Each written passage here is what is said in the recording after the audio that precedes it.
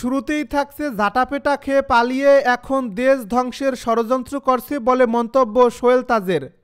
দেশের প্রথম প্রধানমন্ত্রী তাজউদ্দিন আহমেদের ছেলে ও সাবেক স্বরাষ্ট্র প্রতিমন্ত্রী তানজিম আহমেদ সোহেল তাজ বলেছেন, হত্যা, গুম, খুন, গণহত্যা, নির্যাতন, নিপীড়ন, গণতন্ত্র ধ্বংস করে, দুর্নীতি করে, লাখ লাখ কোটি টাকা বিদেশে পাচার করে দেশটাকে শেষ করে ছাত্র জনতার ঝাঁটাপেটা খেয়ে পালিয়ে যে এখন দেশ ধ্বংসের ষড়যন্ত্র করছে।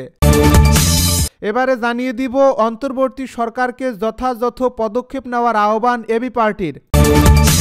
আরও জানাবো ইসকন নিয়ে ভারতীয় গণমাধ্যমের প্রশ্ন উদ্দেশ্য প্রণোদিত বলে মন্তব্য বিএনপি নেতা মির্জা ফখরুলের। এদিকে শেরপুরে মুর্শিদপুর পীরের দরবারে ফের হামলা, অগ্নিসংযোগ, লুটপাট। সর্বশেষ জানিয়ে দিব হাসনাতের গাড়িতে আবারও হামলার অভিযোগ। শুনছিলেন হাতে পাওয়া গুরুত্বপূর্ণ আপডেট সংবাদের শিরোনাম, এবারে বিস্তারিত। তবে তার আগে অনুরোধ রইল ভিডিওটিতে একটি লাইক দিন এবং কমেন্ট করে জানিয়ে দিন ভিডিও সম্পর্কে আপনার মূল্যবান মতামত। আরও জানিয়ে দিন ভিডিওটি কোথা থেকে দেখছেন বা কোন জেলা থেকে দেখছেন। ঝাঁটাপেটা খেয়ে পালিয়ে এখন দেশ ধ্বংসের ষড়যন্ত্র করছে বলে মন্তব্য সোহেল তাজের। দেশের প্রথম প্রধানমন্ত্রী তাজউদ্দিন আহমেদের ছেলে ও সাবেক স্বরাষ্ট্র প্রতিমন্ত্রী তানজিম আহমেদ সোহেল তাজ বলেছেন, হত্যা, গুম, খুন, গণহত্যা, নির্যাতন, নিপীড়ন, গণতন্ত্র ধ্বংস করে, দুর্নীতি করে, লাখ লাখ কোটি টাকা বিদেশে পাচার করে দেশটাকে শেষ করে ছাত্র জনতার ঝাঁটাপেটা খেয়ে পালিয়ে যে এখন দেশ ধ্বংসের ষড়যন্ত্র করছে। বৃহস্পতিবার সকালে ব্যক্তিগত ফেসবুক আইডিতে দেওয়া এক পোস্টে তিনি একথা বলেন।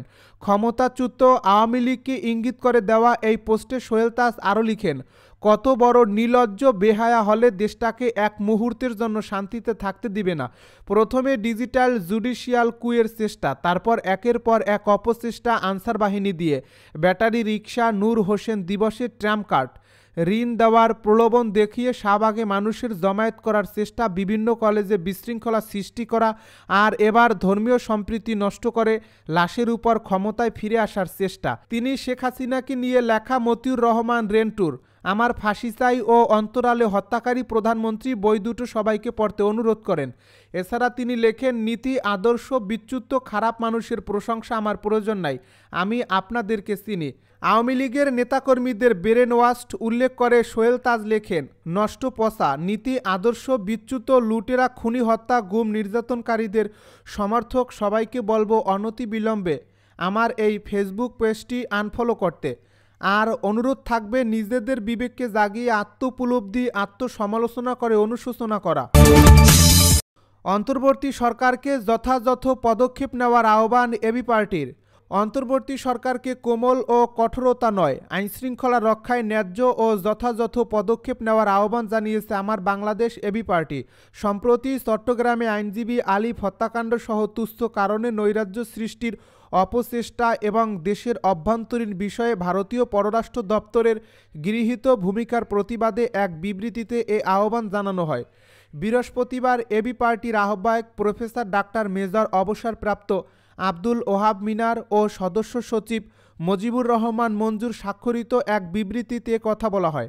এতে বলা হয়েছে, রাষ্ট্রের শান্তি শৃঙ্খলা ও স্থিতিশীলতা বজায় রাখতে অন্তর্বর্তী সরকারের উপদেষ্টারা বারবার বলছেন তারা কারোর প্রতি কঠোর হতে চান না। একই সাথে তারা সংঘাত ও বিশৃঙ্খলা কর্মকাণ্ডের জন্য পতিত ফ্যাসিবাদের ষড়যন্ত্রের কথাও বলছেন। দেশের এরকম একটি নাজুক পরিস্থিতিতে স্পষ্টত উস্কানিমূলক তৎপরতার তথ্য পাওয়া সত্ত্বেও উস্কানি দাতা প্রদর্শন এবং যথাযথ পদক্ষেপ না নেওয়াটা খুবই দুঃখজনক। সরকারের নিরাপত্তা সংশ্লিষ্ট বাহিনীগুলোর আগাম প্রয়োজনীয় পদক্ষেপের অভাবে জানমালের ক্ষয়ক্ষতি কোনোভাবেই কাম্য নয়। চট্টগ্রামে ইসকন সংশ্লিষ্ট বিক্ষোভকারীদের হামলা, আদালতে ভাঙচুর ও একজন প্রতিভাবান আইনজীবীর নৃশংস হত্যাকাণ্ড দেশকে ভয়ানক দাঙ্গার দিকে ঠেলে দেওয়ার গভীর চক্রান্ত কিনা তা গুরুত্ব দিয়ে তদন্ত করতে হবে। ইসকন নিয়ে ভারতীয় গণমাধ্যমের প্রশ্ন উদ্দেশ্য প্রণোদিত বলে মন্তব্য বিএনপি নেতা মির্জা ফখরুলের। বর্তমান পরিস্থিতিতে সংকট সমস্যার উত্তরণে অনৈক্য সৃষ্টি না করে ঐক্যের মাধ্যমে সামনে এগোতে হবে মন্তব্য করেছেন বিএনপি মহাসচিব মির্জা ফখরুল ইসলাম আলমগীর। তিনি বলেছেন, আজকে যখন আমরা ভারতবর্ষের মিডিয়ার বিষয়গুলো দেখতে পাই, কাল রাতেই আমাকে কয়েকজন ফোন করেছিলেন। তাদের একটাই মাত্র লক্ষ্য, প্রশ্ন যে ইসকনের ব্যাপারে আপনারা কি করছেন। এই প্রশ্নটা একেবারেই উদ্দেশ্য প্রণোদিত একটা অবস্থা তারা তৈরি করতে চায়। সেই অবস্থা নিয়ে প্রথমবার ফেল করেছে, এখন নতুন করে আবার সেই অবস্থা তৈরি করতে চায়। এটার ব্যাপারে আমাদেরকে সজাগ থাকতে হবে। বৃহস্পতিবার দুপুরে এক আলোচনা সভায় বিএনপি মহাসচিব এসব কথা বলেন। জাতীয় প্রেস ক্লাবের তোফাজ্জল হোসেন মানিক মিয়া হলে জাতীয় কবিতা পরিষদের উদ্যোগে রাষ্ট্র পুনর্গঠনের লেখক শিল্পীদের ভূমিকা শীর্ষক এই আলোচনা সভা হয়। বিএনপি নেতা মির্জা ফখরুল বলেন, আমাদের এখন লক্ষ্য একটাই হওয়া উচিত, সেই লক্ষ্য হচ্ছে সত্যিকার অর্থে গণতান্ত্রিক রাষ্ট্র নির্মাণের জন্য যে সংস্কারগুলো প্রয়োজন, সেই সংস্কারগুলো ন্যূনতম করে আমরা সেই ধরনের একটা রাষ্ট্র নির্মাণের জন্য নির্বাচন করে পার্লামেন্টে যাই। অনেকেই বলছেন যে নির্বাচন তো গণতন্ত্র নয়। অবশ্যই না, কিন্তু তার জন্য একটা প্রক্রিয়া লাগবে। তো সেই প্রক্রিয়ার মধ্য দিয়ে যদি না যাই, সেই জায়গায় আমরা পৌঁছাতে পারবো না। শেরপুরে মুর্শিদপুর পীরের দরবারে ফের হামলা, অগ্নিসংযোগ ও লুটপাট। শেরপুরের খাজা বদরুদ্দোজা হায়দার ওরফে দোজা পীরের দরবারে 2 দিনের ব্যবধানে আবার হামলা, ভাঙচুর, অগ্নিসংযোগ ও ব্যাপক লুটপাটের ঘটনা ঘটেছে। বৃহস্পতিবার দুপুরে সদর উপজেলার লছমনপুর এলাকায় দরবারে হামলা করে বিক্ষুব্ধ জনতা। এর আগে গত মঙ্গলবার ভোরে মুর্শিদপুর পীরের দরবারে হামলা ও অগ্নিসংযোগের ঘটনা ঘটে। হামলাকারীদের প্রতিরোধ করতে গেলে সংঘর্ষে উভয় পক্ষের 13 জন আহত হন। তাদের মধ্যে মোহাম্মদ হাফিজ উদ্দিন 40 নামের একজন বুধবার সকালে ঢাকা মেডিকেল কলেজ হাসপাতালে চিকিৎসাধীন অবস্থায় মারা যান। আজ বাদজোহর উপজেলার জমশেদ আলী মেমোরিয়াল কলেজ মাঠে জানাজা শেষে তার লাশ কান্দা শেরিচর গ্রামের কবরস্থানে দাফন করা হয়। পুলিশ, এলাকাবাসী ও দরবার সূত্রে জানা গেছে, মুর্শিদপুর পীরের দরবারে হামলা ও সংঘর্ষে হাফিজ উদ্দিনের মারা যাওয়ার ঘটনায় এলাকায় চরম উত্তেজনা বিরাজ করছিল। এরই ধারাবাহিকতায় হাফিজ উদ্দিনের জানাজা শেষে দুপুরে কয়েক হাজার লোক লাঠিসোঁটা, দেশীয় অস্ত্র নিয়ে লছমনপুর এলাকায় দরবার শরীফে গিয়ে হামলা করে। এ সময় দরবারের বিভিন্ন স্থাপনায় আগুন দেওয়ার পাশাপাশি মূল্যবান আসবাব, গবাদি পশু, কাঠ, টিন, ধান, চালসহ নগদ টাকা লুটপাট করা হয়। হামলার সময় বিক্ষুব্ধ লোকজনের সামনে বিপুল সংখ্যক পুলিশ, সেনাবাহিনী, বিজিবি সহ আইনশৃঙ্খলা রক্ষাকারী বাহিনী অসহায় হয়ে পড়ে।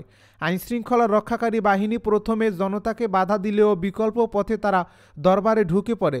তবে হামলার আগে সব খাদেম ও মুরিদ দরবার ত্যাগ করায় কেউ আহত হয়নি।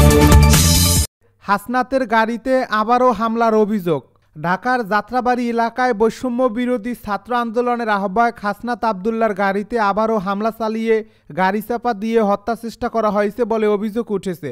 সামাজিক যোগাযোগ মাধ্যমে দেওয়া এক পোস্টে এ দাবি করেছেন জুলাই শহীদ স্মৃতি ফাউন্ডেশনের সাধারণ সম্পাদক সার্জিস আলম। বৃহস্পতিবার চট্টগ্রাম থেকে ঢাকার ফেরার পথে যাত্রাবাড়ি এলাকায় দ্বিতীয় দফায় ট্রাক চাপা দিয়ে হামলার চেষ্টা করা হয় বলে জানিয়েছেন তিনি। সামাজিক যোগাযোগ মাধ্যমে সার্জিস লিখেছেন, চট্টগ্রাম থেকে গতকাল রাতেই অন্য গাড়িতে করে ঢাকা ব্যাক করলাম। পথে হাসনাতকে কুমিল্লার বাসায় নামিয়ে দিয়ে এলাম। এখন শুনছি সকালে কুমিল্লা থেকে ঢাকা আসার পথে হাসনাতের গাড়িতে পেছন থেকে আবার অন্য গাড়ি দিয়ে চাপা দেওয়ার চেষ্টা করা হয়েছে। এসব ষড়যন্ত্র করে আর কয়জন হাসনাত মারবেন? মনে নাই সেই অভ্যুত্থানের দিনগুলোর কথা? একজনকে যখন বুলেটের আঘাতে লাশ বানিয়েছেন তখন সেই জায়গায় অন্যজন দাঁড়িয়ে গিয়েছে, কিন্তু পিছু হটেনি। ঠিক একইভাবে এক হাসনাতকে মারলে হাজারো হাসনাত এখন দাঁড়িয়ে যেতে প্রস্তুত। এই নতুন বাংলাদেশের চলার পথকে অবরুদ্ধ করার দুঃসাহস দেখাবেন না। এই তরুণ প্রজন্ম মাথা নোয়াবার নয়, আমরা মরতে শিখে গিয়েছি। এর আগে বুধবার সন্ধ্যা 7:30টার দিকে লোহাগাড়া থানার চুন্তি হাজি রাস্তার মোড় এলাকায় দুর্ঘটনার কবলে পড়ে বৈষম্য বিরোধী ছাত্র আন্দোলনের সমন্বয়ক সার্জিস আলম ও হাসনাত আবদুল্লাদের গাড়িবহর। তারা চট্টগ্রামে নিহত আইনজীবী সাইফুল ইসলাম আলিফের জানাজা থেকে ঢাকায় ফিরছিলেন। তবে এতে কেউ হতাহত হয়নি বলে জানিয়েছেন দোহাজারী হাইওয়ে পুলিশের ওসি শুভরঞ্জন চাকমা।